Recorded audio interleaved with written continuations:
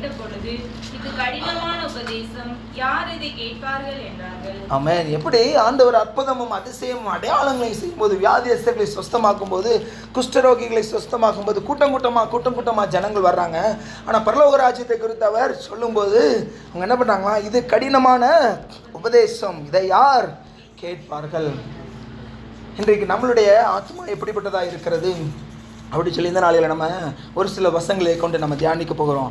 அதனால தான் அதே அதிகாரத்தில் 66வது வசனம் வாசிங்க. அது முதல் அவருடைய சீஷரில் அநேகர் அவருடனே கூட நடவாமல் பின்வாங்கி போனார்கள். ஆமென். திரளான ஜனங்கள் அவருக்கு பின்னாடி வந்தாங்க. திரளான ஜனங்கள் அவரை பின்பற்றி வர ஆயத்தமாக இருந்தாங்க. திரளான சீஷர்கள் உண்டாயிருந்தாங்க.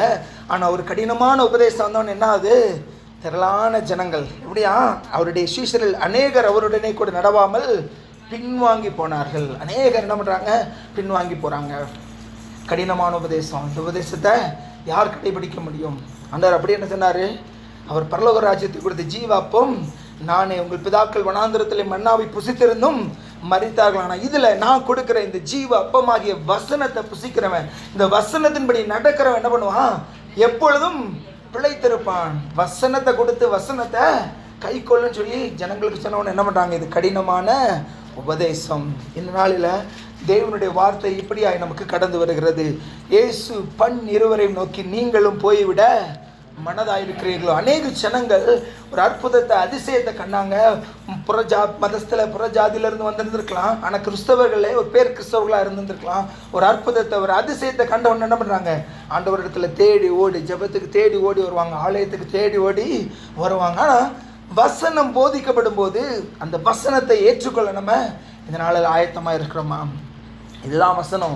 இந்த வசனத்தை கை கொண்டாதான் நித்திய ஜீவன். இந்த வசனத்தை கை கொள்ளுகிறவன் தான் பிழைப்பான்.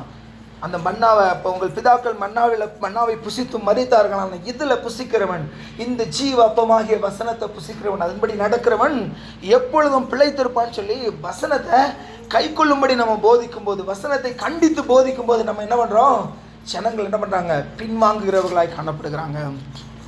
ஆனால் ஆண்டவர் அந்த 12 சீஷர்களை பார்த்து என்ன கேட்குறாரு, நீங்களும் போய்விட மனதாயிருக்கிறீர்கள். இன்றைக்கு இந்த வார்த்தை நம்ம ஒவ்வொருவர் மத்தியிலும் கடந்து வருகிறது. நம்ம அநேக சூழ்நிலைகளில் நம்ம கடந்து செல்லலாம், அநேக சூழ்நிலைகளின் மத்தியில் நீங்கள் ஒரு அந்த இடத்துல வந்திருக்கலாம். ஆனாலும் தேவன் கேட்கிற ஒரே ஒரு காரியம், நீங்களும் போய்விட மனதாக இருக்கிறீர்களோ. இந்த சீஷர்களை போல அற்புதத்தை அதிசயத்தை கண்டவுடனே சந்தோஷமாக ஓடி வருகிறது. ஆனால் வசனத்தை கை கொள்ளும்படிக்கு, வசனத்தை நம்ம கண்டித்து புத்தி சொல்லும்போது நம்ம என்ன பண்ணுறோம், பின்வாங்கிறதுக்கு நம்ம ஆயத்தமுள்ளவர்களாய் காணப்படுகிறோம். ஏன்னா இதை விட நல்ல சத்தியம், நம்மளுக்கு ஏற்ற மாதிரி சத்தியம் நிறைய இடங்கள் இந்த நாளில் என்ன பண்ணுறது கிடைக்கிறது. அதனால் நம்ம வசனத்தை கண்டித்து புத்தி சொல்லும்போது அவங்க என்ன பண்ணுறாங்க, பின்வாங்கி போகிறவர்களாய் காணப்படுகிறாங்க. நிறைய ஜனங்கள் இப்படி இருக்கிறாங்க. ஆனால் ஆண்டவர் அந்த மீதி இருக்கிற 12 சீஷர்களையும் பார்த்து ஆண்டவர் கேட்குறாரு, நீங்களும் போய்விட மனதாக இருக்க. இவங்கெல்லாம் போயிட்டாங்க, அற்புதத்தை பெற்றாங்க, அதிசயத்தை பெற்றாங்க, சந்தோஷமாக வந்தாங்க, நல்லா அப்பத்தை மீனையும் கொடுத்தவொடனே நல்லா சந்தோஷமாக சாப்பிட்டாங்க. வனாந்திரத்தில் எல்லாவற்றையும் செய்து முடித்துட்டு ஆலயத்தில் தான் 2 இடங்களே என்ன ரொம்ப முக்கியம். என்ன, கடற்கரை நோரத்தில் ஜனங்கள் திரளாக வந்த ஆண்டவர் அற்புதங்களையும் அதிசயங்களையும் செஞ்சார். ஆனால் அவர் ஆலயத்தில் என்ன பண்ணுறாரு, கண்டித்து புத்தி சொல்லுகிறார். ஆலயம் எப்படிப்பட்டதான இடம், நம்ம ஆவிக்குரிய வாழ்க்கையில் நம்ம வளர்கிறதான இடம். அதனால தான் அந்த இடத்துல சொல்லப்படுகிற வசனங்களுக்கு நம்ம எப்படிப்பட்டவர்களாக இருக்கணும், எப்பொழுதும் அதை கேட்கறதற்கு ஆயத்தமுள்ளவர்களாய், அதை நம்முடைய வாழ்க்கையில் அபியாசப்படுத்துகிறதற்கு ஆயத்தமுள்ளவர்களாய். நம்ம யாருக்கோ வசனம் கொடுக்குறாங்க, இவர் அவரை அப்படியெல்லாம் கிடையாது. தேவனுடைய வசனம் என் இருதயத்தில் பேசிச்சுன்னு சொன்னால் நம்ம என்ன பண்ணணும், அதை கேட்டு அதன்படி நடக்க நம்ம வந்து அர்ப்பணிக்கிறவர்களாய் காணப்படணும். இந்த நாளில் நம்முடைய வாழ்க்கை எப்படிப்பட்டதாக இருக்குன்னு சொல்லி ஒரு விஷயமாக நாம் சிந்தித்து பார்ப்போம். ஒரே ஒரு நம்ம இஸ்ரவேல் ஜனங்களை வச்சு ஒரே ஒரு எக்ஸாம்பிள் பார்த்துட்டு நம்ம ஒரு சில வசனங்களை காண்பித்து நம்ம ஜெபிக்க நாம் ஆயத்தப்படுகிறோம். முதலாவது எடுக்கலாம், எல்லாரும் நம்ம வேதத்தை திருப்பிக் கொள்ளலாம். யாத்திராகமத்தின் புஸ்தகம் நம்ம எல்லாருக்கும் நன்றாக தெரிந்த வசனங்கள் தான். 3வது அதிகாரம் 7-8 வசனங்களை வாசிங்க. அப்பொழுது கர்த்தர், எகிப்தில் இருக்கிற என் ஜனத்தின் உபத்திரவத்தை நான் பார்க்கவே பார்த்து ஆலோசனைகளின் நிமித்தம் அவர்கள் இடுகிற கூக்குரலை கேட்டேன். அவர்கள் படுகிற வேதனைகளையும் அறிந்திருக்கிறேன். அவர்களை எகிப்தின் கைக்கு விடுதலையாக்கவும் அவர்களை அந்த தேசத்திலிருந்து நீக்கி கானானியரும் ஏத்தியரும் எமோரியரும் பெரிசியரும் ஏவியரும் எபூசியரும் இருக்கிற இடமாகிய பாலும் தேனும் ஓடுகிற நலமும் விசாலமுமான தேசத்தில் கொண்டு போய் சேர்க்கவும் இறங்கினேன். ஆமென். எல்லாருக்கும் நன்றாய் தெரியும் இல்லையா, எகிப்தில் இஸ்ரவேல் ஜனங்கள் என்ன பண்ணுறாங்க, அடிமைகளாய் காணப்படுகிறாங்க. அவர்களை மிகவும் ஒடுக்குறாங்க. அவங்களுடைய சத்தம் என்ன பண்ணுது, ஆண்டோடைய சமூகத்தில் வந்து எட்டுகிறது. ஆண்டவர் சொல்றார், எகிப்தில் இருக்கிற என் ஜனங்களின் உபத்திரவத்தை நான் பார்த்து ஆலோட்டிகள் நிமித்தம் அவர்கள் இடுகிற கூக்குரலை கேட்டேன், அவர்கள் படுகிற வேதனைகளையும் அறிந்திருக்கிறார். அப்போ தேவன் எகிப்து ஜனங்களை என்ன பண்றாரு, இஸ்ரவேல் ஜனங்களை எகிப்திலிருந்து அவர் விடுதலை ஆக்கி பாலும் தேனும் ஓடுகிற கானானுக்கு அவர்களை கொண்டு போக தேவன் என்ன பண்றாரு, சித்தமுள்ளவராக என்ன பண்றாரு, மோசேயின் இடத்துல போய் பேசுகிறார். இந்த ஜனங்களுடைய உபத்திரவத்தை நான் கண்டேன், நான் என்ன பண்ண போறேன், இவங்களை இந்த தேசத்திலிருந்து விடுதலையாக்கி, இந்த அடிமைத்தன வீடாகி எகிப்து தேசத்திலிருந்து இவர்களை விடுதலையாக்கி பாலும் தேனும் ஓடுகிற கானான் தேசத்துக்குள்ள நான் என்ன போறேன், இவங்களை கொண்டு போகிறேன்னு சொல்லி அதற்கென்று மோசேயை தேவன் தெரிந்து கொள்கிறான்னு சொல்லி பார்க்குறோம். மோசே சொல்கிற எல்லா காரியங்களும் அறிந்திருக்கிறோம். மோசேக்கு வாயா தேவன் ஆரோனை கொடுக்கிறார். இதெல்லாம் முடிஞ்ச உடனே அதே இந்த யாத்திராகமம் 4வது அதிகாரம் 30-31 வாசிங்க. கர்த்தர் மோசேக்கு சொல்லிய சகல வார்த்தைகளையும் ஆரோன் சொல்லி ஜனங்களின் கண்களுக்கு முன்பாக அந்த அடையாளங்களையும் செய்தான். ஜனங்கள் விசுவாசித்தார்கள். கர்த்தர் இஸ்ரவேல் புத்திரரை சந்தித்தார் என்றும் அவர்கள் படும் உபத்திரவங்களை கண்ணோக்கி பார்த்தார் என்றும் அவர்கள் கேட்டபோது தலை குனிந்து தொழுது கொண்டார்கள். ஆமென். ஜனங்கள் இங்கே என்ன பண்றாங்க, மோசேயும் ஆரோனும் தேவன் சொன்ன வார்த்தைகளை எல்லாம் சொல்லி, வார்த்தைகளை மாத்திரம் சொல்லலை, என்ன பண்றாங்க, அடையாளங்களை, ஆண்டவர் சொன்ன அந்த அடையாளத்தை, இந்த கோலை போடு பாம்பாகுது, அந்த வாழை பிடிச்சிட்டு மறுபடி கோளாயிருச்சு, இந்த அடையாளங்களை பார்த்து ஜனங்கள் என்ன பண்ணாங்க, தேவனை விசுவாசிக்கிறாங்க. தேவன் மெய்யாகவே எங்களை இந்த அடிமைத்தனத்திலிருந்து எங்களுடைய கூக்குரலை தேவன் கேட்டார், கண்ணோக்கி பார்த்தார் சொல்லி என்ன பண்ணுறாங்களா, தலை குனிந்து அவரை தொழுது கொண்டார்கள். எப்படி அந்த புதிய பாட்டில் நம்ம பார்க்குறோம், கலிலேயா கடற்கரை ஓரத்தில் அற்புதங்களையும் அடையாளங்களையும் கண்டு தேவனை விசுவாசித்து அவரை பின்பற்ற ஆயத்தமான ஒரு கூட்டத்தை போல இந்த இஸ்ரவேல் ஜனங்கள் என்ன பண்ணுறாங்க, அவர் அந்த மோசையும் ஆரோனும் செய்த அந்த அற்புதங்களையும் அடையாளங்களையும் பார்த்துட்டு தேவன் மெய்யாகவே எங்களுடைய கூக்குரலை கேட்டார்னு சொல்லிட்டு என்ன பண்ணுறாங்க, விசுவாசிக்கிறாங்க. அது மாத்திரமல்ல, தலை குனிந்து கர்த்தரை தொழுது கொண்டார்கள். இதற்கு பின்பு நடந்த சம்பவங்கள் எல்லாம் நமக்கு தெரியும். என்ன பண்ணுறார் ஆண்டவர், அநேக அற்புதங்கள் வாதைகளை தேவன் கொடுக்குறார் இல்லையா, கொடுத்து பார்வோனின் இருதயம் கடினப்படுது, மறுபடியும் கடினப்படுது, மறுபடியும் தேவன் என்ன பண்ணுறாரு, எகிப்தில் உள்ள எல்லாருடைய தலையீச்சு என்ன பண்ணுறாரு, தேவன் சங்கரிக்கிறாரு. ஆனால் இஸ்ரவேல் ஜனங்கள் எல்லாரும் இந்த அடிக்கப்பட்ட ஆட்டுக்குட்டியோட ரத்தத்தை அவங்க நிலைக்கால்களில் தெளித்து வைத்ததுனால என்ன பண்ணுறாங்க, அவர்களையும் அவர்கள் குடும்பத்தையும் அவர்கள் தலையீச்சுகளையும் தேவன் என்ன பண்ணுறாரு, காத்துக்கொள்கிறார். அப்படி பலத்த கையினாலும் ஓங்கிய புயத்தினாலும் என்ன பண்ணுறார், தேவன் எகிப்திலிருந்து இஸ்ரவேல் ஜனங்களை புறப்பட பண்ணினார் இல்லையா. நம்ம அநேக நேரங்களில் நம்ம எக்ஸாம்பிளாக சொல்லலாம், இஸ்ரவேல் ஜனங்களை பேர் அற்புதங்கள் அதிசயங்கள் அடையாளங்களை யாரும் என்ன பண்ணியிருக்க முடியாது, பார்த்துருக்க முடியாது. தண்ணீர் ரத்தமாகிறது, வெட்டுக்கிளிகள் வருது, எல்லாம் சொல்லி வச்ச மாதிரி மனிதர்கள் முதல் மிருகஜீவன்கள் வரைக்கும் எல்லாருடைய தலையீச்சுகள், பார்வோனின் அரண்மனையில் இருக்கிற எல்லாருடைய தலையீச்சுகள் என்ன பண்ணுறாங்க, ஒரே நாள் என்ன பண்ணுறாங்க, சங்கார தூதனால் சங்கரிக்கப்படுகிறாங்கன்னு சொல்லி பார்க்கணும். இப்படி பெரிய ஒரு அற்புதத்தை அடையாளத்தையும் ஆண்டவர் அந்த ஜனங்களுக்கு செய்து அவங்க என்ன பண்ணுறாங்க, ஒரு பெரிய அணியாக என்ன பண்ணுறாங்க, திரளான ஜனங்களாக என்ன பண்ணுறாங்க, எகிப்திலிருந்து அடிமைத்தன வீடாக எகிப்திலிருந்து பாலும் தேனும் ஓடுகிற கானானுக்கு என்ன பண்ணுறாங்க, அவங்க பிரயாணத்தை ஸ்டார்ட் பண்ணுறப்போ என்ன ஆனது, செங்கடல் அவர்களுக்கு முன்பாக வருகிறது இல்லையா. செங்கடல் வந்து ஆண்டவர் என்ன பண்ணுறார், செங்கடலை 2ஆக விளக்குறார். எப்படி நடந்து போனாங்களாம், வெட்டாந்தரையில் அப்படின்னா என்ன அர்த்தம், அங்கே ஒரு கடல் இருந்ததுக்கு அடையாளமே இல்லாதபடிக்கு இப்போ ஒருவேளை வெட்டாந்தரையாக இல்லாமல் தண்ணியை மாத்திரம் ஆண்டவர் விளக்கியிருந்தாருன்னா நம்ம செங்கடலில் நம்ம போயிருக்கோம் இல்லையா, எப்படி இருக்கும், காலு சகதியாக இருக்கும், காட்டமாக நடக்கவே முடியாது, ஓடணும். தேவன் என்ன பண்ணார், வெட்டாந்தரையில் அவர்கள் நடந்தது போல் அந்த இடத்துல கடல் இருந்துச்சு, அதில் தண்ணி இருந்துச்சுன்னு சொல்லி எவிடன்ஸே இல்லாதபடிக்கு செங்கடல் 2 புறமாக பிரிந்து நிற்கிறது, அவங்க நடுவில் என்ன பண்ணுறாங்க, வெட்டாந்தரையில் நடந்து போகிறாங்க. இப்படி அநேக அற்புதங்கள் இல்லையா. தேவன் தண்ணீரை கொடுக்குறாரு, வானத்தின் மன்னாவை தேவன் கொடுக்குறாரு, காடைகளை கொடுக்குறாரு, என்னென்ன கேட்டாங்களோ எல்லாவற்றையும் தேவன் கொடுக்குறார். இந்த ஜனங்கள் அற்புதங்களையும் அடையாளங்களையும் அதிசயங்களையும் வானத்திலிருந்து என்ன பண்ணுறாங்க, தேவதூதர்களின் உணவான மன்னாவை அவர்கள் என்ன பண்ணுறாங்க, அவங்க சாப்பிட்றாங்கன்னு சொல்லி பார்க்குறோம். ஆனாலும் கடைசியில் இந்த ஜனங்கள் என்ன பண்ணுறாங்க, எல்லாரும் வேதத்தை திருப்பிக் கொள்ளலாம். என்னாகமம் 13வது அதிகாரம் 31 - 33 வாசிங்க. 13.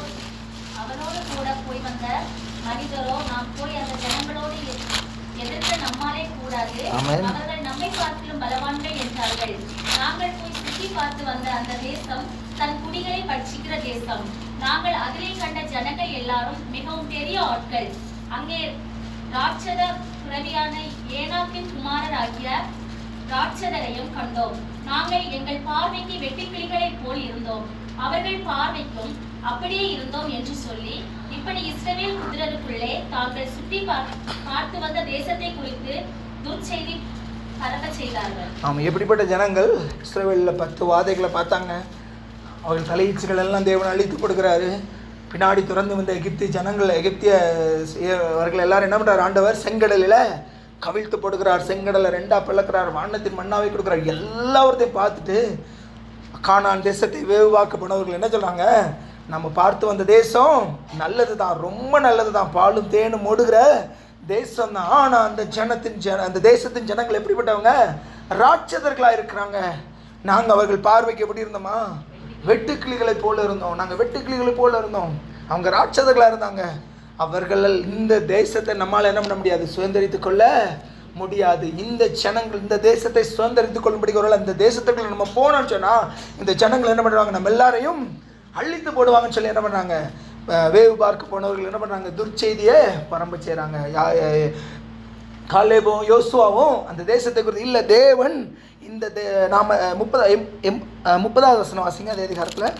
அப்பொழுது காலை மோசேக்கு முன்பாக ஜனங்களை அமர்த்தி, நாம் உடனே போய் அதை சுதந்தரித்துக் கொள்வோம், நாம் அதை எளிதாய் ஜெயித்துக் கொள்ளலாம் என்றான். நாம் உடனே போய் அதை சுதந்தரித்துக் கொள்வோம், நாம் அதை எளிதாய் ஜெயித்துக் கொள்ளலாம். அதே மாதிரி 14:8 வாசிக்கும் போது, கர்த்தர் நம்மேல் பிரியமாயிருந்தால் அந்த தேசத்தில் நம்மை கொண்டு போய் பாலும் தேனும் ஓடுகிற அந்த தேசத்தை நமக்கு கொடுப்பார் சொன்னாங்க. ஆனால் ஜனங்கள் எல்லாரும் என்ன பண்ணாங்க?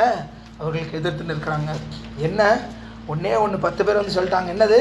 இந்த ஜனத்தில் உள்ள இந்த தேசத்தில் உள்ள ஜனங்கள் எல்லாம் ராட்சதர்கள், நாம் அவங்கள ஜெயிக்க முடியாது.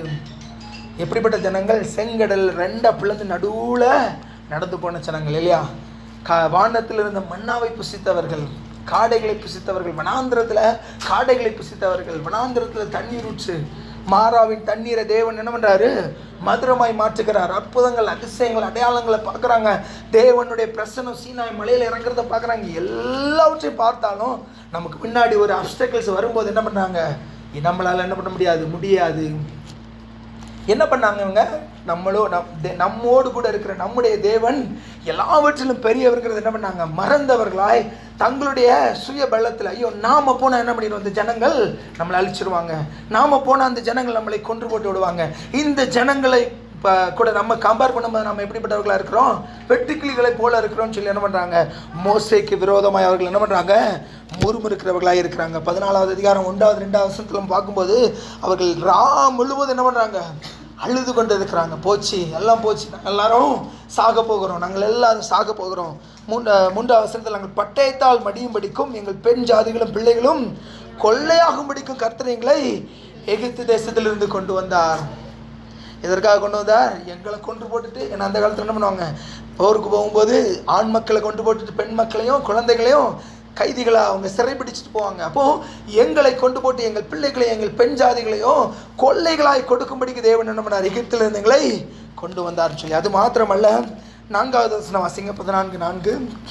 அவர்கள் நாம் ஒரு தலைவனை ஏற்படுத்தி கொண்டு எகிப்துக்கு திரும்பி போவோம் வாருங்கள் என்று ஒருவரோடு ஒருவர் சொல்லிக் கொண்டார்கள். ஆமென். நம்ம அந்த புதிய ஏற்பாட்டில் பார்த்தது போல் என்ன பண்ணுறாங்க? கஷ்டம் வந்துட்டு முன்னாடி ராட்சசர்கள் இருக்கிறாங்க, ராட்சசர்களான ஜனங்கள் இருக்கிறாங்க, நம்மை பார்க்கலாம் பெரிய ஜனங்கள் இருக்கிறாங்க. இந்த தடை, இந்த அப்டாக்கிள்ஸை என்னால் என்ன பண்ண முடியாது? மேற்கொள்ள முடியாது. இந்த காரியத்தை தாண்டி நான் தேவன் வைத்திருக்கிற அந்த தேசத்தை என்னால் சுதந்திரித்துக் கொள்ள முடியாது. என்ன பண்ணுறாங்க? நமக்குள்ள ஏற்கனவே ஏற்படுத்தின மோசை யாருன்னு வேண்டாம், நமக்குள்ள ஒரு புதிய தலைவனை ஏற்படுத்தி என்ன பண்ணுவோம்? மறுபடியும் எகிப்திற்கு திரும்பி போவோம் வாருங்கள் என்று சொல்லி அவர்களோடே சொல்லி கொண்டார்கள். இன்றைக்கு நம்மளுடைய வாழ்க்கை எப்படிப்பட்டதாக இருக்கிறதுன்னு சொல்லி ஒரு விஷயம் நாம் சிந்தித்து பார்ப்போம். ஒரு சின்ன பாடு, ஒரு சின்ன வேதனை, இல்லைனா நாம் எதிர்பார்த்திருக்கிற ஒரு ஆசீர்வாதம் எனக்கு கிடைக்கலன்னு சொன்னால் நம்ம என்ன பண்ணுறோம்? டக்குன்னு நம்ம ஆண்டவரை மறுதளிக்கிறவர்களா, இல்லைனா பின்வாங்கி போகிறவர்களாக இருக்கிறோம். நல்லா ஜெபிக்கணும்னு சொல்லி ஆசைப்படுவோம். டெய்லி காலையிலே எந்திரிச்சு ஜெபிக்கணும், ஆண்டவரே நான் பொருத்தனை பண்ணி காலையிலே எந்திரிச்சு ஜெபிக்கிறேன், எனக்கு இந்த ஆசீர்வாதத்தை கொடுங்கன்னு சொல்லி ஆரம்பிப்போம். ஆனால் ஒரு கஷ்டம், ஒரு பாடு வந்தப்போ உடனே என்ன பண்ணுவோம்? ஃபஸ்ட்டு நம்ம நிப்பாட்டுறது, நம்ம பொருத்தனை பண்ண என்ன காரியம்? நான் ஜெபிச்சு என்ன கிடைச்சிது? எனக்கு கிடைக்கலையே, இப்போ நான் ஏன் ஜெபிக்கணும்? எதற்காக ஜெபிக்கணும்? நான் பழைய மாதிரி இருந்துட்டு போயிடுறேன், நான் மறுபடியும் என் காலையில் எழுந்து நான் ஜெபிக்கணும், அதனால் எனக்கு கிடைச்ச லாபம் என்ன, நன்மை என்னன்னு சொல்லி தேவனிடத்தில் இருந்து நன்மை வரல. ஏன்னா ஒரு சின்ன பாடு, ஒரு சின்ன உபத்திரம் வந்தால் என்ன பண்ணிடுறோம், நம்ம டக்குன்னு பின்வாங்கி போகிறவர்களை. பின்வாங்கி போகிறதுனா நம்ம மற்ற ஜனங்களை போல நான் இந்த இதில் இருந்து வேறு மதத்துக்கு போயிட்டு அப்படி இல்லை. தேவனுக்குன்னு நீங்கள் செய்யும்படிக்கு முன்குறித்த காரியங்கள்லேருந்து பின்வாங்கி போகிறீங்களா? ஆண்டவருக்காக நான் இதை செய்யணும், வைராக்கியமாக இதை செய்வேன்னு சொல்லி ஆண்டோடைய சமூகத்தில் ஒப்பு கொடுத்த காரியத்தில் நீங்கள் பின்வாங்கி போனீங்கன்னா பின்வாங்கி போனவங்க தான் அர்த்தம். ஆண்டவருடைய சீஷர்கள் அநேகர் பின்வாங்கி போனாங்க. அவங்க பின்வாங்கி போட்டு இயேசுவே வேண்டாம்னு சொல்லி போயிடல, அவருக்கு பின்னாடி அடுத்த மீட்டிங்க்கு ஒரு வேளை பின்னாடி வந்திருப்பாங்க. ஆனால் ஆண்டவருடைய சீஷர்கள் அப்படிங்கிற ஒரு இடத்துல இருந்து அவங்க என்ன பண்ணிட்டாங்க, வெளியே போயிட்டாங்க. அநேக சீஷர்கள் போயிட்டாங்க. வெறும் 12 பேர் மாத்திரம் தான் அவரோட, அதற்கு பின்னாடி வருகிற வசனங்களை நம்ம பார்க்குறோம். 12 சீஷர்கள் மாத்திரம் தான் அவரோட பயணிக்கிறாங்கன்னு சொல்லி நம்ம பார்க்குறோம். இந்த நாளில் நாம் எந்த காரியத்தில் பின்வாங்கி போயிருக்கிறோம்னு சொல்லி ஒரு விஷயமாக நாம் சிந்தித்து பார்ப்போம். ஏன்னா தேவனிடத்தில் ஒரு பொருத்தனை பண்ணும்போது நம்ம எப்படிப்பட்டவர்களாக இருக்கணும், சாக்கிரதையாக இருக்கணும். மனம் பதறி சும்மா உணர்ச்சி வசப்பட்டலாம் என்ன பண்ணக்கூடாது, பொருத்தனை பண்ணக்கூடாது. நீ பொருத்தனை பண்ணிட்டு அந்த பொருத்தனையை நிறைவேற்றாமல் இருப்பாயானால் அதற்கு நீ பொருத்தனை பண்ணாமல் இருக்கிறதே நல்லது. அதனால் பொருத்தனை என்ன காரியத்தில் இந்த நாளில் ஒரு நம்ம பின்வாங்கி போயிருப்போம். நம்ம இப்போ ஆண்டவர் விட்டுட்டு தூரமாலாம் போகலை, ஆனால் ஆண்டவருக்கு நெருக்கமாக இருந்த நாம் ஒரு நம்ம பின்வாங்கி போயிருக்கோமா? இல்லை எந்த காரியத்தில், ஜெபத்திலையா, வேத வாசிப்பிலையா, இல்லை மற்றவர்களை உபசரிக்கிறது இல்லையா, மற்றவர்களிடத்தில் அன்பு கூறுகிறது இல்லையா, இல்லை மற்றவர்களை மன்னிக்கிறது இல்லையா, எதில் நம்ம பின்வாங்கி இருக்கிறோம்? ரொம்ப நேசிச்சிருப்போம், அவங்க காயப்படுத்திட்டாங்கன்னா இனிமேல் நான் யாரையும் இப்படி நேசிக்கவே மாட்டேன் அப்படின்னு சொல்லி என்ன பண்ணிடுவோம், நம்ம அதில் அன்பில் நம்ம பின்வாங்குறவர்களாக காணப்படுவோம். ஏன்னா நம்ம சிலர்களை நல்லா நேசிக்கிறவங்க நம்மளை காயப்படுத்தும் போது அது அறுவலை என்ன பண்ணிடுவோம், அது ஒரு ஆறாத வடுவாய் மாறி போயிடும். அப்போ நம்ம என்ன பண்ணுறோம், இனிமேல் நான் யாரையும் நம்ப மாட்டேன், நான் யாரையும் நேசிக்க மாட்டேன், நான் யாருக்கு உதவி பண்ண மாட்டேன். அப்படி அல்ல, ஆண்டவர் நமக்கு கொடுத்த காரியத்தை நம்ம செய்யணும். அதில் பாடு வந்தாலும் சரி, அதில் உபத்திரம் வந்தாலும் சரி, அதனால நமக்கு தீமை வந்தாலும் சரி, நம்ம நன்மை செய்து பாடு அனுபவிப்பதும் தீமை செய்து பாடு அனுபவிப்பது ஆண்டவருக்கு பிரியமாக இருக்கிறது. நாம் நன்மை செய்து பாடு அனுபவிப்பது ஆண்டவருக்கு பிரியமாக இருக்கிறது. அதனால் இன்றைக்கு நாம் எந்த காரியத்தில் நம்ம விலகி போயிருக்கோம், எந்த காரியத்தில் பின்வாங்கி போயிருக்கிறோன்னு சொல்லி ஒரு விஷயமாக நாம் சிந்தித்து பார்ப்போம். ஏன் இது ரொம்ப முக்கியம் அப்படின்னா, ஆண்டவர் பின்னாடி நம்ம பார்க்க போகிறோம். இந்த ஜனங்கள் என்ன பண்ணுறாங்க, வேண்டாம் காணான் வேண்டாம், தேவன் வாக்குத்தத்தம் பண்ணின ஆசீர்வாதம் எனக்கு வேண்டாம், தேவன் எனக்கு கொடுப்பேன்னு சொல்லி வாக்குத்தத்தம் பண்ணின தேசம் எனக்கு வேண்டாம், தேவன் எனக்கு கொடுப்பேன்னு சொல்லி வாக்குத்தத்தம் பண்ணின ஊழியம் எனக்கு வேண்டாம், தேவன் எனக்கு கொடுப்பேன்னு சொல்லி வாக்குத்தத்தம் பண்ணின ஆவிக்குரிய வரம் எனக்கு வேண்டாம், நான் இப்படியே இருந்துடுறேன், நான் பின்மாறி போயிடுறேன், நான் இதை பெற்றுக்கொள்ளணும்னு சொல்லி நான் ரொம்ப அவரோட பரிசுத்தாவின் அபிஷேகத்தை பெற்றுக்கொள்ளணும்னு சொல்லி நான் ரொம்ப முயற்சி பண்ண எனக்கு கிடைக்கல, இனி எனக்கு அது வேண்டாம், அது இருந்தால் தான் வேணுமா? இல்லை, நான் நம்ம நார்மலாக ப்ரேயர் பண்ணி, நார்மலாக ஜெபம் பண்ணி, நார்மலாக பைபிள் வாசி நான் நார்மலாக இருந்துடுறேன் அப்படின்னு சொல்லி ஒரு இதனால் பின் வாங்கியிருந்தீங்களா? இல்லை பின் வாங்குறதுக்கு ஆயத்தமாக இருக்கிறீங்களா?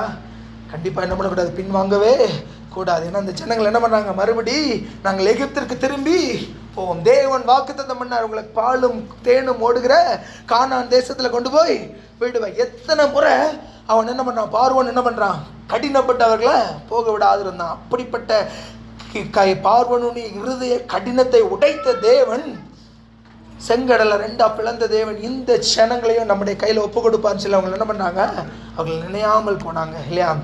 அவர்கள் நினையாமல் போனாங்க. அவங்க என்ன சொன்னாங்க, நாங்கள் மறுபடியும் எகிப்துக்கு திரும்பி போவோம், தலைவனை ஏற்படுத்தி மறுபடியும் எகிப்திற்கு திரும்பி போவோம். அதே அதிகாரத்தில் நம்ம பின்னாடி வாசிக்கலாம். 8வது வசனம் வாசிங்க. ஆமென். ஆமென். இவர்களுக்கு இருந்த விசுவாசம் அவங்களுக்கு என்ன பண்ணல, இல்லை, கர்த்தர் நம்மேல் பிரியமாக இருந்தால் பாலும் தேனும் ஓடுகிற தேசத்தில் நம்மை கொடுப்பார். 9வது வசனத்தில் கர்த்தருக்கு விரோதமாக மாத்திரம் கலகம் பண்ணாதிருங்கள். யோசுவாவும் காலேபு என்னெல்லாமோ சொல்லி பார்க்குறாங்க. ஆனால் ஜனங்கள் தொடர்ந்து என்ன பண்ணுறாங்க, இந்த இஸ்ரவேல் புத்திரர்களை பார்த்து அவங்க என்ன பண்ணுறாங்க, காலேபு யோசுவாவும் சொன்ன உடனே பின்னாடி நம்ம 10வது வசனம் வாசிங்க, ஃபர்ஸ்ட் பாகம் மாத்திரம். ஆமென். இவங்களுக்கு விசுவாசம் இல்லை, திரும்பி போகணும்னு சொல்கிறாங்க. யோசுவாவும் காலேபும் கர்த்தர் நம்மேல் பிரியமாக இருந்தால் இந்த தேசத்தை நமக்கு சுதந்திரமாக கொடுப்பார் சொல்லி அவங்க சொன்ன உடனே என்ன பண்ணுறாங்க, அவர்கள் மேல் கல் எறியும்படி கையில் என்ன பண்ணுறாங்க, அவர்கள் கல் எடுக்கிறாங்க. தேவனுடைய பிள்ளைகளுக்கு விரோதமாக என்ன பண்ணுறாங்க, கல் எறியும்படிக்கு கையில் கல்களை என்ன பண்ணுறாங்க, மோசேக்கு விரோதமாக முறுபருக்கு ஆண்டவர் சொல்ல, நீங்கள் அவங்க மோசேக்கு விரோதமாக இல்லை, எனக்கு விரோதமாக என்ன பண்ணாங்க, முறுமுறுத்தாங்க. யோசுவாவையும் காலேபையும் கல்லெறியும்படிக்கு அவர்கள் கல்களை எடுத்தவொன்னு என்ன பண்ணுறாரு ஆண்டவர், யோசுவாவையும் காலேபே அல்ல, இவர்கள் என் மேல் கல்லெறியும்படிக்கு கல்லுகளை எடுத்தார்கள் சொல்லி கர்த்தருடைய மகிமை என்ன பண்ணிச்சான், ஆசரிப்பு கூடாரத்தில் இஸ்ரவேல் புத்திரர் எல்லாருக்கும் முன்பாக காணப்பட்டது. நம்ம ஜாக்கிரதை உள்ளவர்களாய் நாம் காணப்பட்டது. அதுக்கு பின்னாடி நிறைய வசனங்கள் இருக்கிறது. 11ஆம் வசனம் மாத்திரம் வாசிங்க. மோசேயை நோக்கி, எதுவரைக்கும் இந்த ஜனங்கள் எனக்கு கோபம் உண்டாக்குவார்கள்? தங்களுக்குள்ளே நான் காட்டின சகல அடையாளங்களையும் அவர்கள் கண்டும் எதுவரைக்கும் என்னை விசுவாசியாதிருப்பார்கள்? ஆமென். எதுவரைக்கும் விசுவாசியாதிருப்பார்கள்? நான் காட்டின சகல அடையாளங்களையும் அற்புதங்களையும் அவர்கள் கண்டும் எதுவரைக்கும் இந்த ஜனங்கள் விசுவாசியாதிருப்பார்கள்? எதுவரைக்கும் இந்த ஜனங்கள் எனக்கு கோபம் உண்டாக்குவார்கள்? இந்த நாளில் நாம் எப்படிப்பட்ட ஜனங்களாக இருக்கிறோம்? ஆண்டவரிடத்தில் அற்புதங்களை அதிசயங்களை யாரும் சொல்ல முடியாது. நான் ஆண்டவரிடத்துலேருந்து அற்புதத்தை அதிசயத்தை நான் வாங்கலைன்னு சொல்லி யாரும் சொல்லவே முடியாது, இல்லையா? யாராவது சொல்ல முடியுமா? சேற்றில் இருந்த நம்மை தேவன் என்ன பண்ணியிருக்கிறாரு? கண்மலையின் மேலே உயர்த்தி வைத்திருக்கிறார். அந்த நாளையில் அருமையான ஒரு சங்கீதம் வாசிச்சலையா, 103வது அதிகாரம். அவர் நம்முடைய பாவங்களுக்கு தக்கதாக நமக்கு செய்யாமலும் நம்முடைய அக்கிரமங்களுக்கு தக்கதாக அவருடைய கிருபை மேற்குக்கும் கிழக்குக்கும் எவ்வளவு தூரமோ அவ்வளவாய் அவருடைய கிருபை எப்படியா இருக்கிறதா?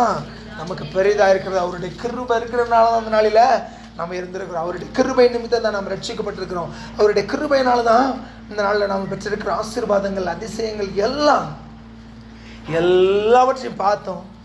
ஒரு காரியத்தை ஆண்டவர் செய்யலைன்னு சொன்னோன்னு என்ன பண்ணோம்? டக்குன்னு மறுதளிக்க, இல்லைன்னா பின்வாங்க நாம் ஆயத்தம் உள்ளவர்களாக இருக்கிறோம். எல்லாம் பார்த்தாங்க, வியாதிகளை பார்த்தாங்க, உபத்திரவத்தை பார்த்தாங்க, தண்ணீர் ரத்தமாறதை பார்த்தாங்க, எல்லாவற்றையும் பார்த்தாங்க. எகிப்தியருடைய தலைச்சன்கள் எல்லாம் சங்கரிக்கிறதெல்லாம் பார்த்தாங்க, செங்கடலை 2 பிளக்கள் எல்லாம் பார்த்தாங்க. ஆனால் முன்னாடி கொஞ்சம் இவர்களை காட்டிலும் கொஞ்சம் பலமான ஜனங்களை பார்த்தவன்னு என்ன பண்ணுறாங்க?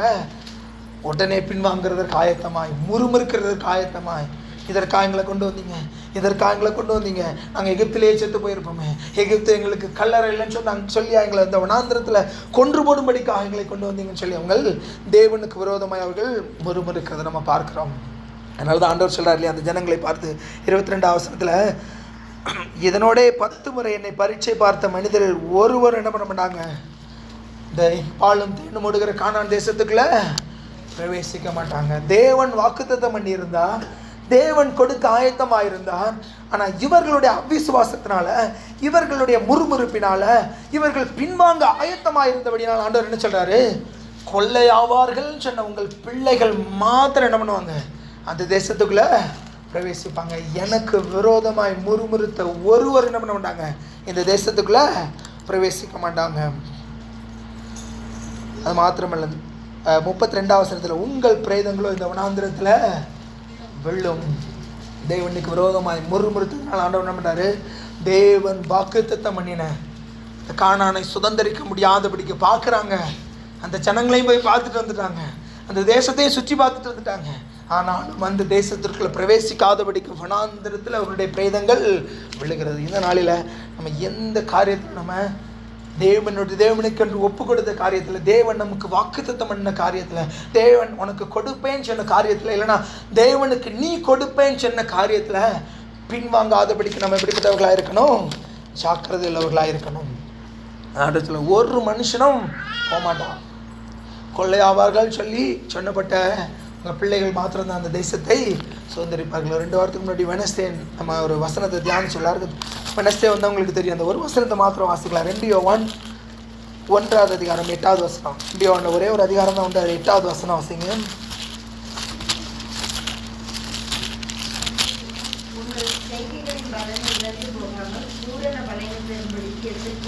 ஆமென். இந்த ஜனங்கள் எல்லா அற்புதங்கள் அதிசயங்கள் எல்லாத்தையும் பார்க்குறாங்க. மனாந்திரத்தில் நடையா நடக்கிறாங்க,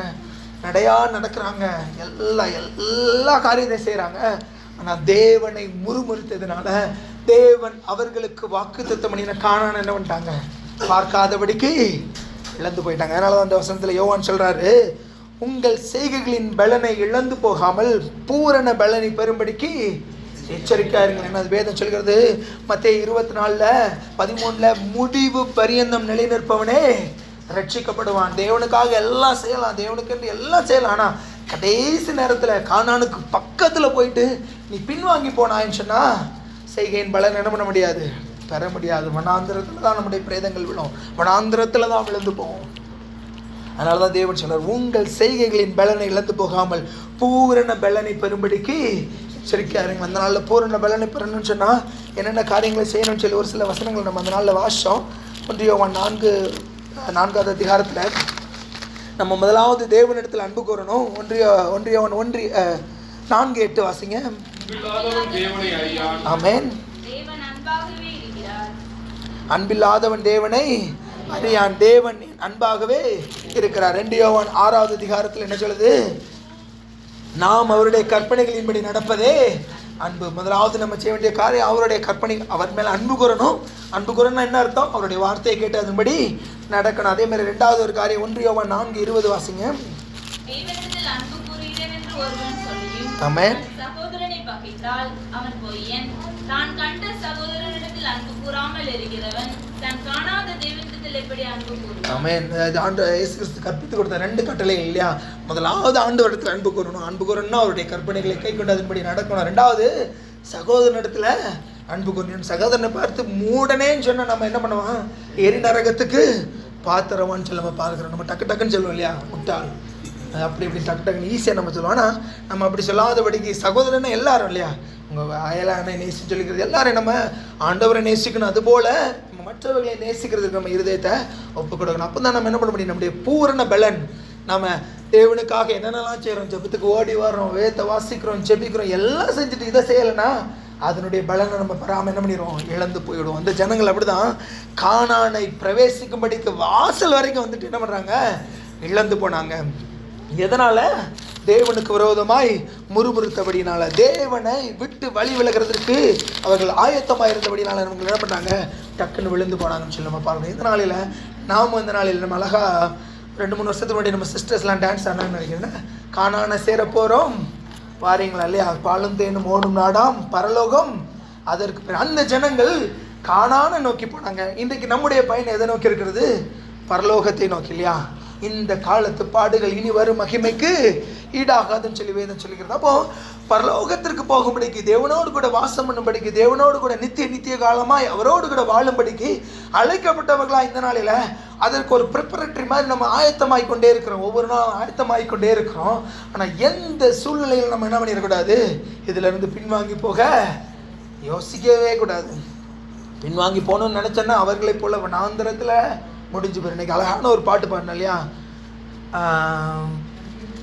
பாரில் எனக்கு வேற என்ன வேண்டும், உயிருள்ள வரையும், உயிர் உள்ள வரைக்கும் பாடிக்கிட்டே இருக்கணும். இப்போ ப்ரேயரில் வச்சு பாடினா மாத்திரம் போதாது, கொஞ்ச நாள் பாடினா போதாது.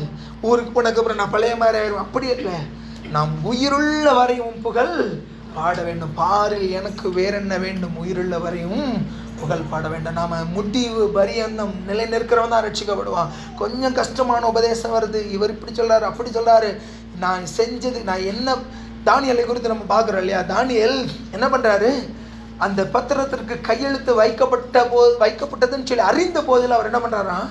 தான் முன் செய்து வந்தபடியே மேல் வீட்டாரில் போயிட்டு பலகணிகள் திறந்திருக்க எருசலேமுக்கு நேராய் தன் கைகளை நீட்டவர் ஜெபம் பண்ணுறாரு. ஜெபம் பண்ணுறதுனால என்ன பண்ணுறாங்க? அவரை பிடிச்சி ஜெயிலில் போடுறாங்க.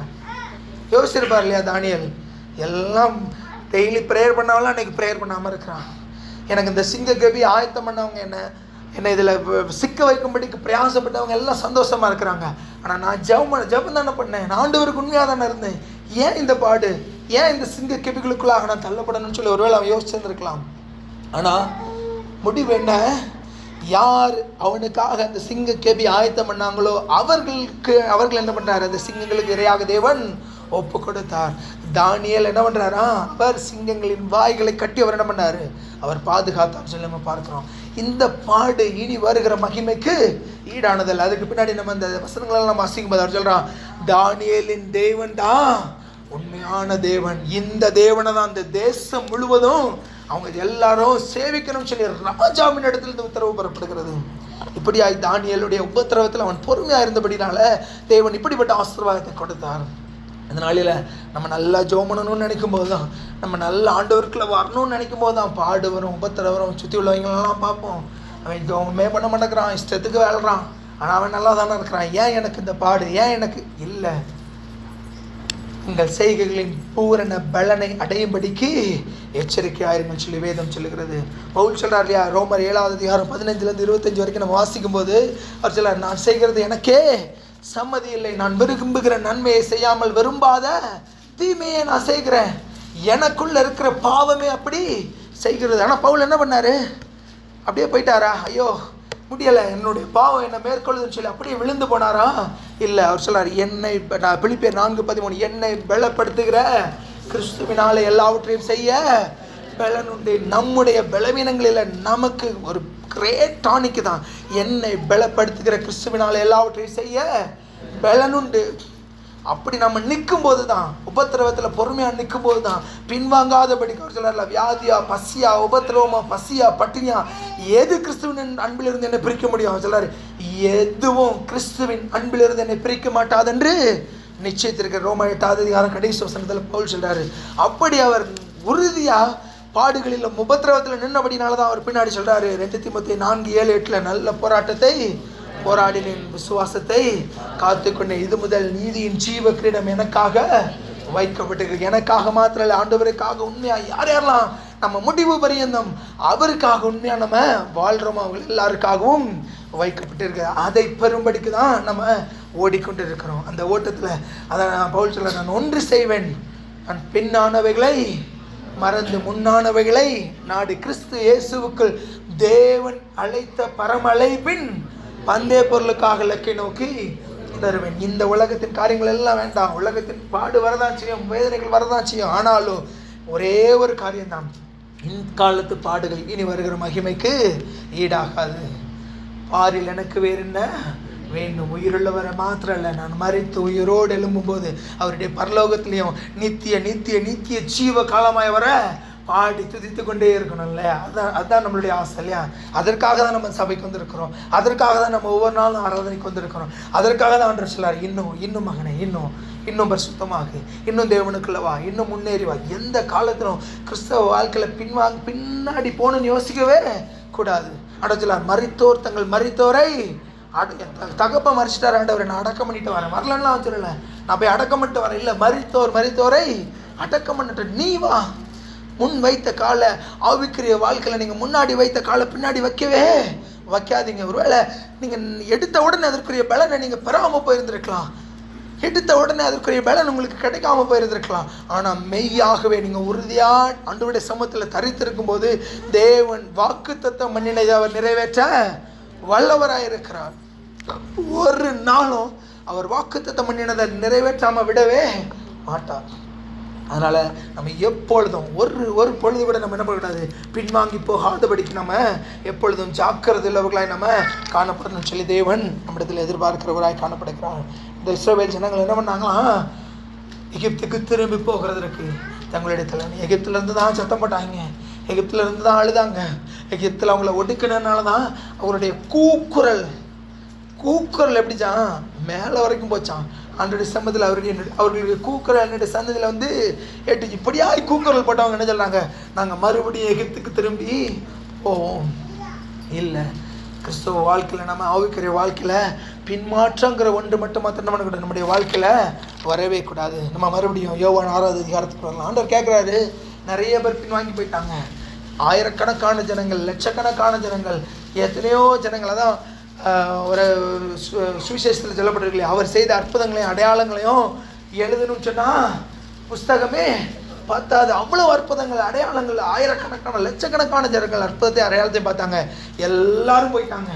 12 பேர் மாத்திரம் நிற்கிறாங்க. ஆண்டவர் கேட்கிறார், நீங்களும் போய்விட மனதாக இருக்கிறீர்களோ? அடுத்த வசனத்தை வாசிக்கலாம், 68 வாசிக்கலாம். அவருக்கு பிரதியுத்தரமாக, ஆண்டவரே, யாரிடத்தில் போவோம்? நித்திய ஜீவ வசனங்கள் உம்மிடத்தில் உண்டே. ஆமென். ஹல்லேலூயா, ஹல்லேலூயா. யாரெல்லாம் எப்படி சொல்ல முடியும் இந்த நாளில்? எனக்கு பைபிளில் ரொம்ப ரொம்ப ரொம்ப பிடிச்ச ஒரு கேரக்டர் பேதர். நிறைய நேரங்களில் அவர் ஆண்டவரை மறுதளித்தார். ஆண்டவர் சொல்கிறார், அப்பால இப்போது சாத்தானேன்னு சொல்கிறாரு, நீ தேவனுக்கு ஏற்றவைகளை சிந்திக்காமல் மனிதனுக்கு ஏற்றவைகளை சிந்திக்கிறாங்கிறாரு. எல்லாம் உண்மைதான். ஆனால் ஆண்டவர் கேட்குறாரு, ஜனங்கள் என்ன யார் என்று சொல்கிறான்னு சொன்னால் முதல்ல சொல்கிறது யார்? இவர் தான் இல்லையா? நீங்கள் என்ன யார் என்று சொல்கிறீங்கன்னு சொன்னார். நீ ஜீவனுள்ள தேவனுடைய குமாரனாகிய, எப்படியா ஜீவனுள்ள தேவனுடைய குமாரனாகிய கிறிஸ்துன்னு சொல்லி கிளியர் கட், அவர் கிறிஸ்டல் கிளியர் அவர் ஆன்சரை கொடுக்குறாரு. ஆனால் இங்கேயும் அதே பேர் தான் 12 பேர் இருக்கிறாங்க. இயேசுவுக்கு மிகவும் அன்பாக இருந்த யோவான் கூட தான் நிற்கிறாங்க. ஆனால் முதல்ல சொல்கிறது யார்? சீமோன் பேதுரு அவருக்கு பிரதியுத்தரமாக, ஆண்டவரே, யாரிடத்தில் போவோம். நித்திய ஜீவ வசனங்கள் உம்மிடத்தில் உண்டே. அதுதான் கதை, அதுதான் காரியம். என்ன வேணும்? கிறிஸ்தவ வாழ்க்கையில் முன்னேறி செல்லணும். தேவனுக்குள்ள நான் வளரணும். தேவனுக்குள்ள நான் இன்னும் அதிகமாக தேவனை கிட்டி சேரணும். ஆண்டவருக்குள்ள நான் இன்னும் அதிகமாக எழும்பி பிரகாசிக்கணும்னு சொன்னால் நாம் எதிர்பார்க்கிறேன். நம்ம ஒரே ஒரு காரியம் எதுவாக இருக்கணும்? நித்திய ஜீவ வசனங்கள் உம்மிடத்தில் உண்டு. நான் திரும்பி போயிட்டா நீர் கொடுத்த ஆசீர்வாதம் எங்க கூட இருக்கும். நீர் குஷ்டரோகியை சுகமாக்குனீங்க, சுகமாக தான் அவன் போவான். அந்த குஷ்டரோகத்தை மறுபடியும் நீர் திருப்பி கொடுக்க போகிறதில்ல. குருடனை சுகமாக்குனீன்னு சொன்னால் மறுபடியும் அவனை நீ குருடனாக்க போகிறதில்ல. நீ பெற்ற ஆசீர்வாதங்கள் எல்லாம் அவன் கூடவே தான் இருக்கும். ஆனால் உண்மை விட்டு போயிட்டோன்னு சொன்னால் வசனங்கள் எனக்கு கிடைக்காது ஆண்டவரே. நித்திய ஜீவ வசனங்கள் உம்மிடத்தில் உள்ளது. அதான் அந்த அதிகாரத்தில் முன்னாடி நம்ம வாசிக்கிறோம். ஜீவ அப்பம் நானே வானத்திலிருந்து இறங்கின ஜீவ அப்பா. இந்த அப்பத்தை புசிக்கிறவன் மாத்திரம் தான் என்ன பண்ண முடியும்? நித்திய ஜீவனை சுதந்திரித்துக் கொள்ள முடியும். என்ன வேணாலும் நீங்க செய்யலாம். ஆனா வசனம் நம்முடைய வாழ்க்கையில இல்லை. வசனம் எனக்குள்ள இல்லை. வசனத்தை நான் கீழ்படியலைன்னு சொன்னா ஒண்ணுமே இல்லை. அதான் சொல்றான், நித்திய ஜீவ வசனங்கள் உம்மிடத்தில் உண்டு. ஜீவ வசனம், அந்த வசனம் தான் நம்ம ஆண்டவருக்கு வழி நடத்தும். இதனால எத்தனையோ போதகங்களுக்கு நாடுகிற நானே வழியும் சத்தியமும் ஜீவன், என்னை அல்லாமல் ஒருவனும் பிதாவினிடத்துல இயேசு கிறிஸ்து இல்லாமல், அவருடைய வசனங்கள் இல்லாமல், அவருடைய வசனத்தை கை கொள்ளாமல் வேற ஒரு வழி கிடையாது. நான் பிதாவினிடத்தில் ரெக்கமெண்டேஷன்ல வந்துடும், இயேசுலாம் எனக்கு வேண்டாம் அப்படியெல்லாம் கிடையாது. அவரே சொல்றாரு, என்னை அல்லாமல் ஒருவனும் பிதாவினிடத்துல வரான். அப்படி சொல்றாரு, நித்திய ஜீவ வசனங்கள் உம்மிடத்துல உள்ளது. இந்த நாளில் அப்படி நம்மளால சொல்ல முடியுமா? ஆண்டவரே, நான் கேட்ட ஆசீர்வாதத்தை நீ எனக்கு தரல, உண்மைதான். நான் ஆசீர்வாதத்துக்காக காத்திருக்கிறேன், உண்மைதான். அது எனக்கு கிடைக்கல, தாமதமாய் கொண்டிருக்கிறது. அது ஆவிக்குரிய ஆசீர்வாதமாக இருக்கலாம், உலக பிரகாரமான ஆசீர்வாதமாக இருக்கலாம், ஒரு கடன் பிரச்சனையாக இருக்கலாம், எதுவாக வேணாலும் இருக்கலாம். நான் கேட்ட ஆசீர்வாதம் எனக்கு கிடைக்கல. ஆனாலும் நான் நம்முடைய உண்மை விட்டு போக மாட்டேன், பின்வாங்கி போக மாட்டேன். ஏன்னா அந்த ஆசீர்வாதம் இல்லாமல் நான் பரலோகத்துக்கு போயிடலாம். இந்த ஆசீர்வாதம் இல்லாமல் நான் பரலோகத்துக்கு போயிடலாம். ஆனால் உம்முடைய ஜீவ வசனம் இல்லாமல் என்ன பண்ண முடியாது, என்னால் பரலோகத்துக்கு போக முடியாது. தேவையானது ஒன்று, மரியாள் தன்னை விட்டு எடுபடாத எதை தெரிந்து கொள்ள போகிறோம்? ஆசீர்வாதம் கிடைச்சிட்டு அடுத்து எதிர்பார்த்து ஆசீர்வாதம் கிடைக்கல, இல்லை நான் போயிடுறேன், பின்வாங்கிடுறேன், போதும். வசனத்துக்கெல்லாம் என்னால் கீழ்ப்படிய முடியாது, வசனத்திற்கு கீழ்ப்படிந்தனால நடக்க முடியாது, நான் போயிடுறேன்னு சொல்லி நீங்கள் ஒரு யோசிக்கிறீங்களா? ஆசீர்வாதம் உங்க கூடவே தான் இருக்கும். உலக பிரகாரமாக இருக்கிறவங்க ஆசீர்வாதமாக தான் இருப்பாங்க. ஆனால் நித்திய ஜீவனை சுதந்திரித்துக் கொள்கிறதற்கு இடுக்கமான வாசல் வழியாக உட்பிரவேசித்து தான் ஆகணும். கேட்டுக்கு போகிற வாசல் விசாலமாக இருக்கிறது, ஜாலியாக இருக்கிறாங்க, அங்கே எல்லாரும் சந்தோஷமாக இருக்கிறாங்க, நம்ம விட ஆசீர்வாதமாக தான் இருக்கிறாங்க. ஆனால் நாம் இடுக்கமான வாசல் வழியாக தான் பிரவேசிக்கிறோம். ஆனால் நம்ம அதில் அதிசயமான ஒளிமய நாடு பரம எருசலேமுக்குள்ள நம்ம பிரவேசிக்கும் போது அன்று சிலர், ஆட்டுக்குட்டியானவர் தாமே உங்கள் கண்ணீர் யாவையும் துடைப்பா. இன்றைக்கு அழுகிற நீங்கள் பாக்கியவான்கள். ஏன்னா இன்றைக்கு நீங்கள் உலகெல்லாம் சந்தோஷப்படும், களி கூறும்.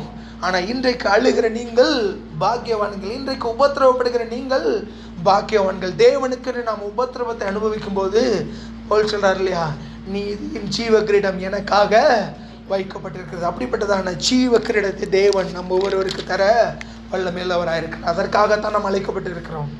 இங்கே நம்ம ஆசீர்வாதமாக இருக்கிறதெல்லாம் ரெண்டாவது தான். தேவன் நமக்கு எதற்காக அழைத்திருக்கிறார்? நாம் அந்த நித்திய ஜீவனை சுதந்திரித்துக் கொள்ளணும். எந்த சூழ்நிலையிலும் அந்த பலனை நாம் இழந்து போகாதபடிக்கு. நான் உலகத்தில் செய்கிற ஒரு சின்ன காரியத்தினால, நான் உலகத்தில் என் கூட உள்ள சகோதரனை, என்னுடைய சகோதரியை, என் உடன் வேலை பார்க்குறவங்கள, என் பக்கத்தில் இருக்கிறவங்களை நான் நேசிக்காததுனால அந்த பூரண பலனை நான் இழந்து போகாதபடிக்கு நான் என்ன பண்ணணும்? எச்சரிக்கையில் அவங்களா இருக்கணும்.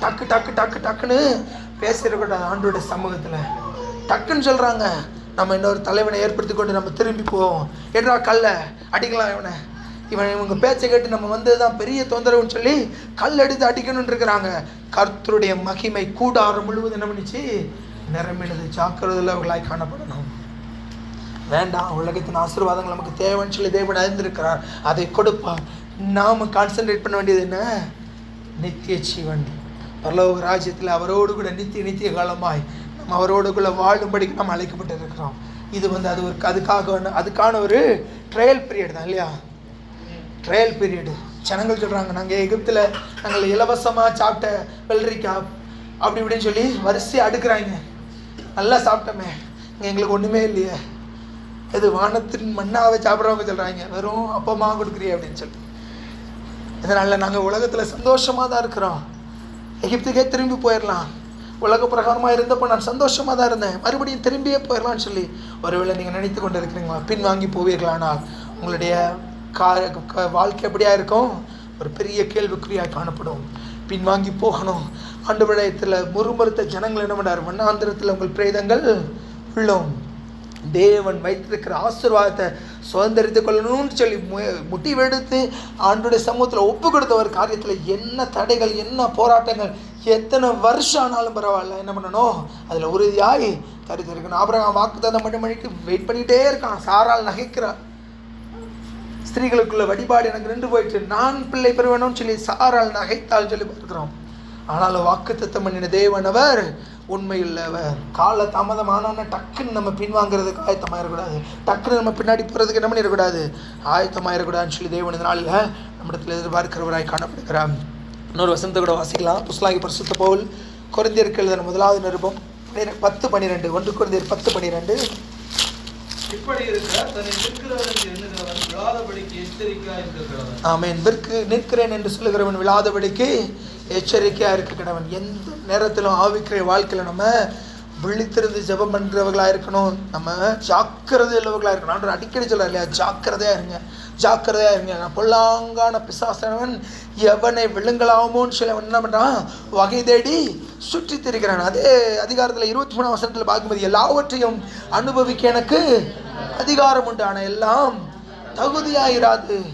எல்லாவற்றையும் பேச எனக்கு அதிகாரம் உண்டு, ஆனால் எல்லாம் தகுதியாயிராது. எது என்னுடைய ஆவிக்குரிய வாழ்க்கையை தடை பண்ணும், எது என் ஆவிக்குரிய வாழ்க்கையில் ஒரு ஸ்டெப் எனக்கு கீழே இறக்குன்னு சொல்லி நம்ம அறிந்தவர்களாய் ஜாக்கிரதை உள்ளவர்களாய் காணப்படணும். எல்லாரும் பேசுகிறாங்க, எல்லாரும் செய்கிறாங்கன்னு சொல்லி அதை நம்மளும் என்ன பண்ணிடக்கூடாது, செய்யக்கூடாது. நாம் நம்முடைய வாயின் வார்த்தைகளுக்கு ஆண்டோடைய சமூகத்தில் கணக்கு ஒப்பு வைக்கணும். அவங்களுக்கு ஒன்றும் கிடையாது, அவங்க டைரெக்டாக போயிடுவாங்க.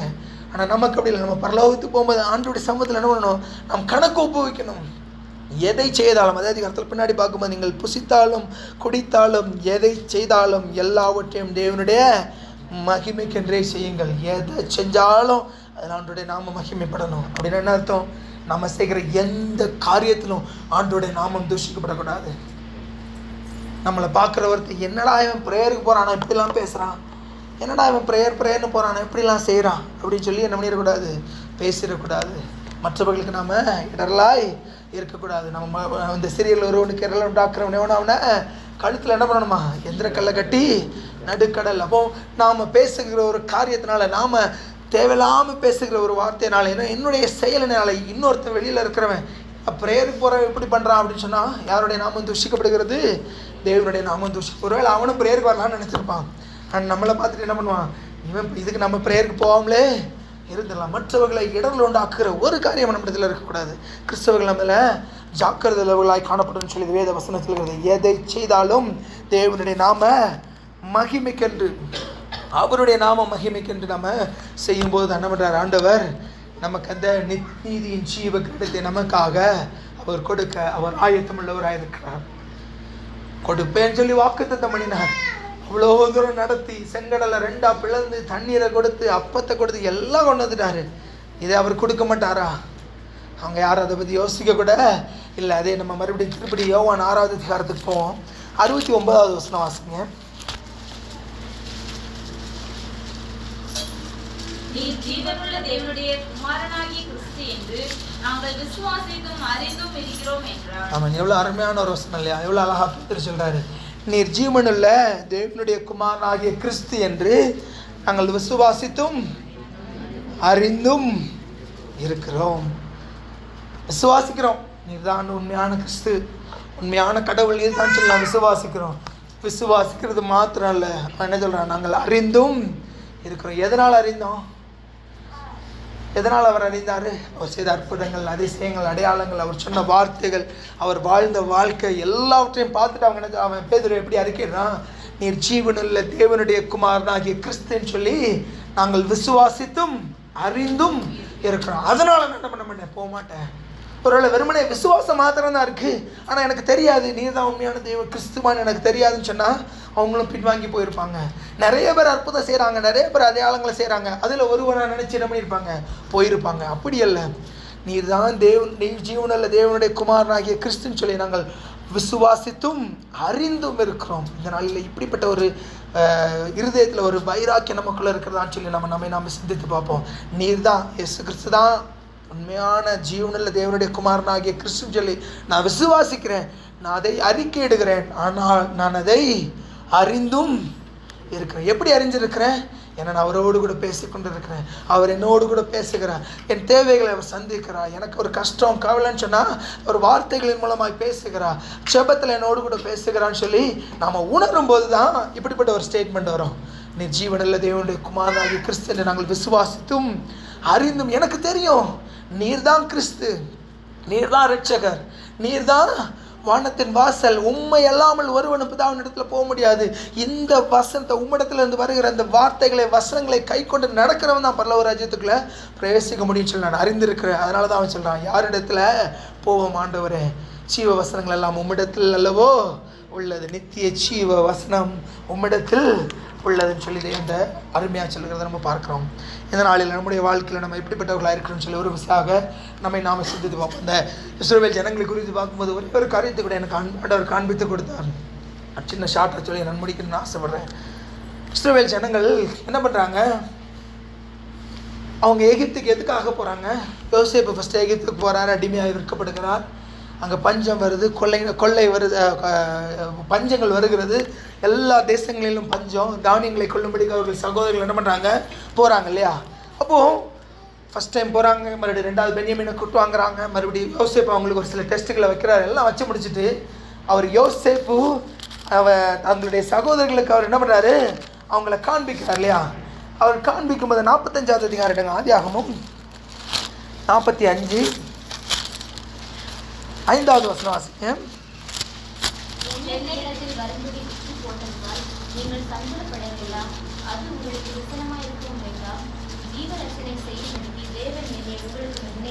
ஆமென். யோசேப்பு சொல்றான், நீங்க என்னை விட்டு போட்டதுனால கவலைப்படாதீங்க, தேசத்தில் அதுக்கு பின்னாடி நம்ம வாசிக்கும் போது தெரியும் 2 வருஷம் ஆல்ரெடி பஞ்சம், இன்னும் 5 வருஷம் பஞ்சம் இருக்கிறது.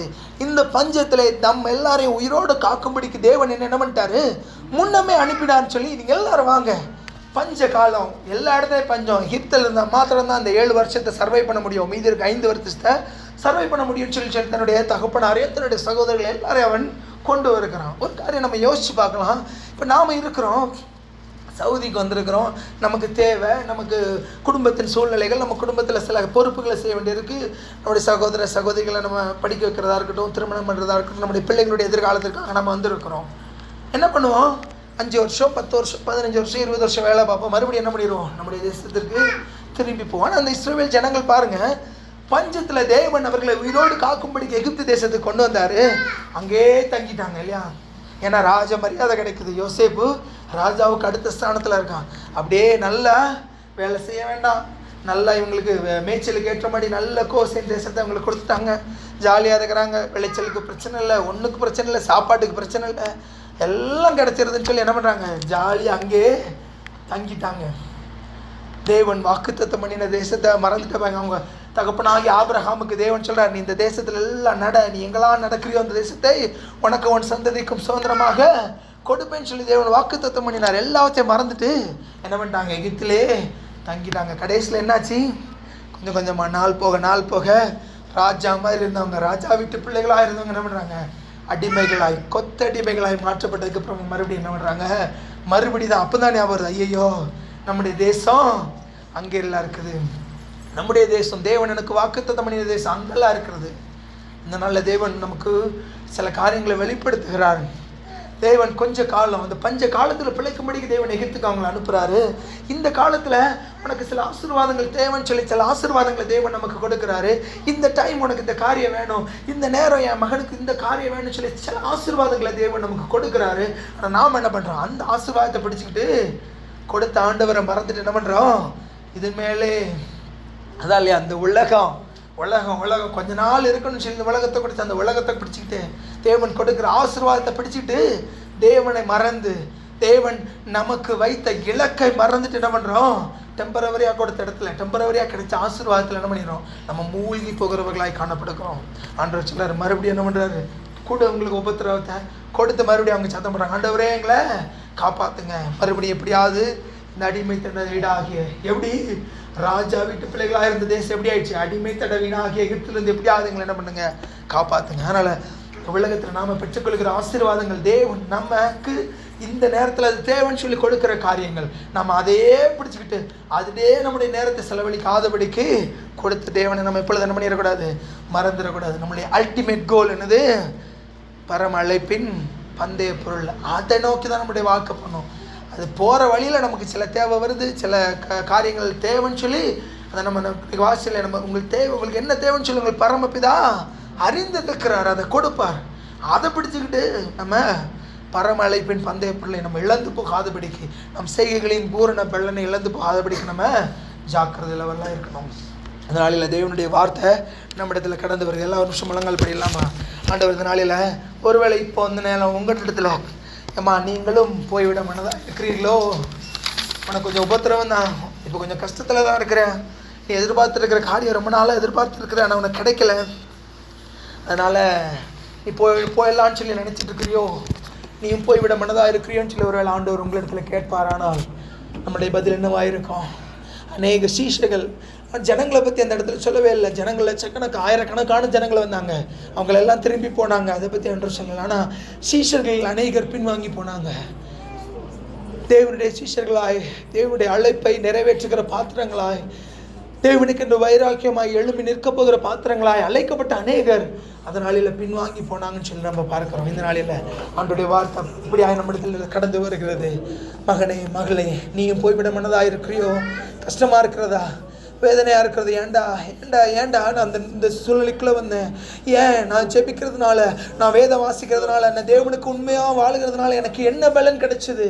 எனக்கு கண்ணீரும் வேதனையும் அவமானமும் தானே கிடைச்சதுன்னு சொல்லி நினைக்கிறியோ? ஓ தேங்க்யூ சீஸ். ஆண்டவர் சொல்லார், உன் வெட்கத்திற்கு பதிலாக இரட்டத்தனையான பலன் வரும். நம்ம செய்ய வேண்டிய ஒரே ஒரு காரியம் தான், இல்லை ஆண்டவரே விட மாட்டேன், உண்மை விட மாட்டேன் ஆண்டவரே. ஓ யாரிடத்தில் செல்வா ஆண்டவரே? நித்திய ஜீவ வசனங்கள் உம்மிடத்தில் அல்லவோ உள்ளது, உம்மிடத்தில் அல்லவோ உள்ளது. உண்மை விட்டா நாங்கள் எங்கே போவோம் ஆண்டவரே? உண்மை விட்டா எங்களுக்கு யார் இருக்கு ஆண்டவரே? நீர் மட்டும் எங்களுடைய வாழ்க்கையில் வரலன்னு சொன்னால் நாங்கள் எங்களுடைய வாழ்க்கை எப்பொழுதோ மண்ணோடு மண்ணாக இருக்குமே ஆண்டவரே. நான் எப்பொழுதோ இல்லாமல் போயிருப்பேன் ஆண்டவரே. உம்மால தான் நான் நிற்கிறது நிர்மூலமாக இருப்பது உடைய கிருபை ஆண்டவரே. என்ன சூழ்நிலை வந்தாலும், என்ன நடந்தாலும், என்ன சூழ்நிலைகள் வந்தாலும், என்னை ஆசீர்வதித்தாலும் என்னை ஆசீர்வதிக்காட்டாலும் நான் உம்மை விட்டு போகவே மாட்டாண்டவரே, உம்மை விட்டு விடவே மாட்டாண்டவரே. என்னுடைய ஆண்டவர் ஆவிக்குரிய வாழ்க்கையில் நான் பின்வாங்க மாட்டாண்டவரே, நான் பின்வாங்க மாட்டாண்டவரே. ஓ தேங்க்யூ ஜி. எத்தனை நாட்கள் காத்திருந்தாலும் பரவாயில்ல, எத்தனை வருஷங்கள் ஆனாலும் பரவாயில்ல, நான் காத்து கொண்டிருப்பேன், நான் காத்து கொண்டிருப்பேன், காத்து கொண்டிருப்பேன். உலகத்து மனிதன் எனக்கு கொடுக்கிற ஆசீர்வாதம் எனக்கு வேண்டாம். உலக மனுஷன் இந்த நாளில் எனக்கு கொடுக்கிற ஆசீர்வாதம் எனக்கு வேண்டாம். நான் அதை தேவனுடைய கரத்திலிருந்து பெறுகிறதற்கு நான் 10 வருஷம் ஆனாலும் வெயிட் பண்ணுவேன். ஓ தேவன் கொடுக்கிற ஆசீர்வாதம் மாத்திரம் எனக்கு போதும். கர்த்தருடைய ஆசீர்வாதமே ஐஸ்வர்யத்தை தரும், அதனுடைய ஒரு வேதனை கூட்டார் சொல்லி வேத வசனம் சொல்லுகிறது. இதனால் எல்லாரும் ஒப்பு கொடுப்போமாப்பா. நித்திய ஜீவ வசனங்கள் உம்மிடத்தில் அளவு உள்ளது. எல்லா உள்ளத்தின் ஆழத்திலிருந்து ஒரு நிமிஷம் எல்லாரும் ஒப்பு கொடுப்போமா.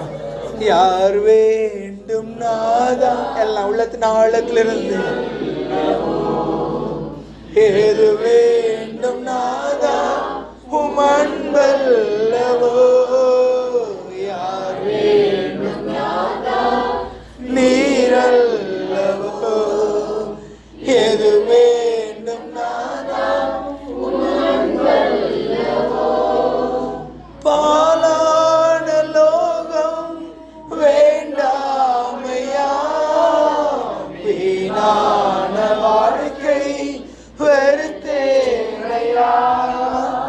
பாலாகும் லோகம் வேண்டாமையா, வீணான வாழ்க்கை வெறுத்தேனையா. யார் வேண்டும் நாதா நீரல்லவோ. ஏது வேண்டும் நாதா உம் அன்பல்லவோ. செல்வம் நிலையாகுமோ? பேர் புகழ் கல்வி அழியாததோ? உலகத்தின் செல்வம் நிலையாகுமோ? பேர் புகழ் கல்வி அழியாததோ? பின்னே கேட்டீர் கேள்வியை பதில் என்ன சொல்வே? நீரே போதும். பின்னே எல்லாம் உள்ளத்தின் ஆழத்திலிருந்து சொல்லலாம். அதில் என்ன சொல்வே? நீரே போதும். யார்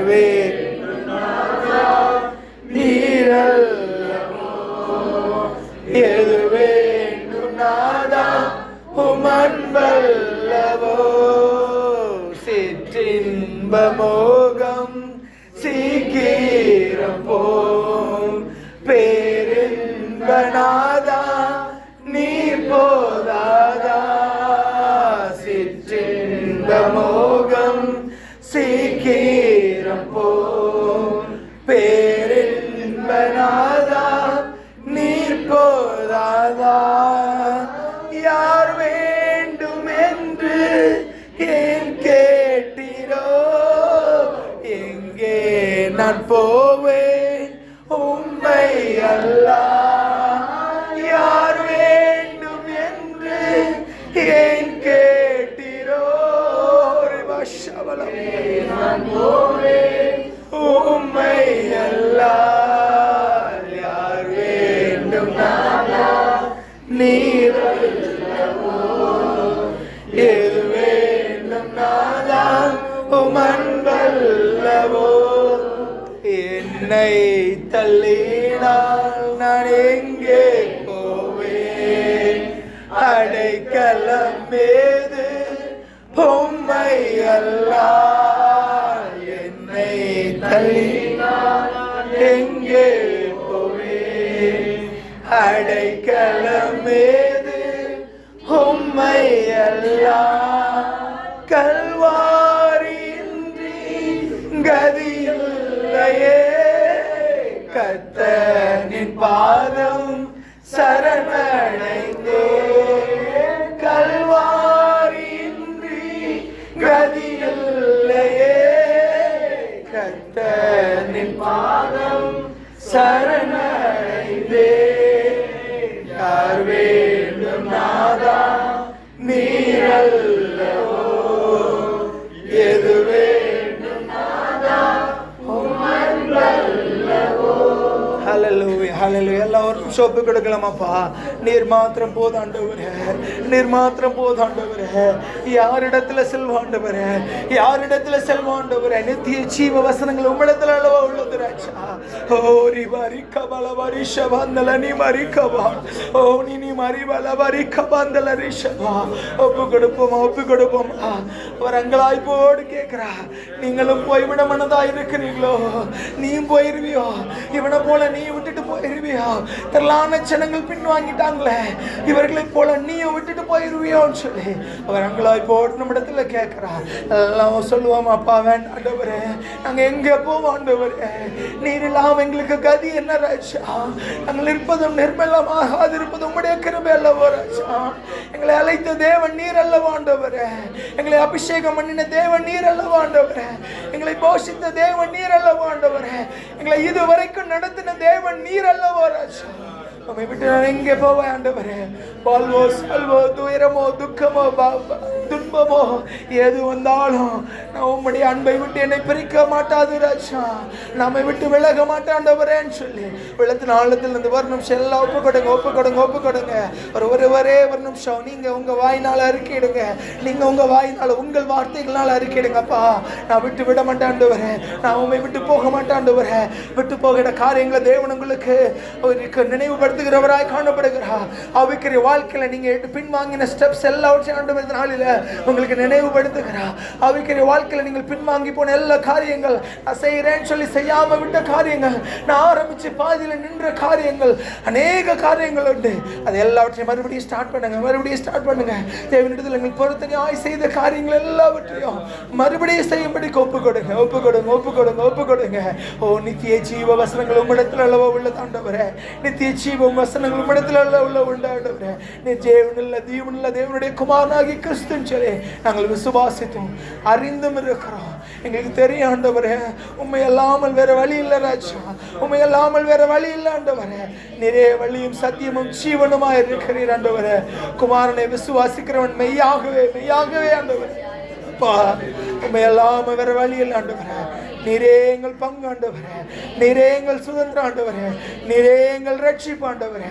நாங்கள் எப்பொழுதும் உமக்காக காத்திருக்கிற ஆண்டவரே, உம்முடைய வருகைக்காக காத்திருக்கிற ஆண்டவரே, உம்முடைய கிருபைக்காக காத்திருக்கிற ஆண்டவரே. Thank you father. எங்களை விட்டு வழி விலகாதபடிக்கு ராஜா தேவனை பாதுகாத்துக் கொள்ளுங்க. நாங்கள் யாரிடத்துல போவோம்? நித்திய ஜீவ வசனங்கள் உம்மிடத்தில் அளவோ உள்ளது. உம்முடைய வசனத்தை கேட்டு ராஜா அதன்படி நடக்க எங்களை ஒப்பு கொடுக்கிறோம். ஓ தேங்க்யூ. சத்தியத்தை அறிவீர்கள், சத்தியம் உங்களை விடுதலை ஆக்கும். வசனமே சத்தியம், வசனமே விடுதலை ஆக்கும். வசனமே உன்னை பரலோகத்திற்கு கொண்டு செல்லும். வசனத்திற்கு கீழ்ப்படுகிறதுக்கு எங்களை ஒப்பு கொடுக்கும், வசனத்திற்கு கீழ்ப்படுகிறதுக்கு எங்களை ஒப்பு கொடுக்கும். Thank you Jesus. மனுஷனுடைய வார்த்தைகள் ஆண்டவரே, நம்முடைய வார்த்தைக்கு கீழ்ப்படுகிறதுக்கு எங்களை ஒப்பு கொடுக்கிறான். Thank you Jesus. எங்களை தலை மட்டும் தாழ்த்துக்கிறான். சகல துதிகன மகிமை எல்லாவற்றும் ஒருவருக்கு ஏறெடுக்கிறோம். நாங்கள் சிறுகும், தேவன் நீர் பெருகும். எங்களை எடுத்து பயன்படுத்துங்க. இயேசுவின் மூலம் ஜெபிக்கிறோம் நல்ல பிதாவே.